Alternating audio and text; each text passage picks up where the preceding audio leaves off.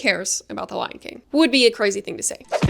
Ow! I almost got you there. The Lion King was literally supposed to be a movie that nobody cared about. Lion King was supposed to be a movie that no one cared about. The irony in that being is that they've gotten really good at not caring about that. But so you had the Pocahontas team and then you had the B team. And not to keep bringing all my videos back to Shrek, but this is the exact same kind of debacle as the Prince of Egypt versus being on Shrek. It's the exact same thing. Because all of the A-list animators would be working on Pocahontas, that meant that younger animators who maybe hadn't worked as a lead character animator before were going to be stepping into those roles for The Lion King. More than 600 artists, animators, technicians were tasked with just making something. Anything. Just make something. They'd be playing second fiddle to the wolf howling to the blue corn moon. And Simba would have to go through a long and exhaustive journey to figure out who he was meant to be. Nevertheless, the one thing the production did have was their... Oh my god, guys. That was a good take that you just ruined. Rude.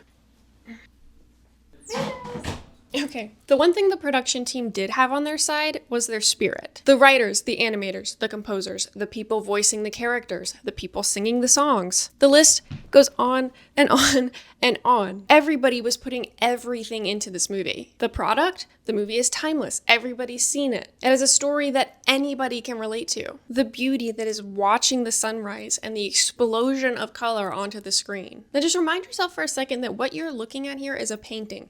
Paint on paper. Well, actually, it's a lot of paintings, but you get the point. And then you have your story. A prince is born. Here's the beautiful landscape that we live in. Hey, be careful of bad things happening. Whoops, childhood trauma. Yikes. You leave the pride, enter a period of hard time and suffering. In the meantime, discover who you're meant to be and be pointed in the right direction by your father. Rejoin the herd as a triumphant hero. And wait, when did we start watching Bambi? No, but seriously, The Lion King was originally pitched as Bambi in Africa. This initial idea is credited to Charlie Fink, who brought it to Disney in 1988. You'll find with this movie is that the story is kind of a hodgepodge of so many different people that saying that he was the one that came up with the story for The Lion King is kind of hard to say. Who was responsible for what? Because everyone built on the other ideas. One day you're referencing Moses in the burning bush. The next day they're referencing Joseph, the outcast son.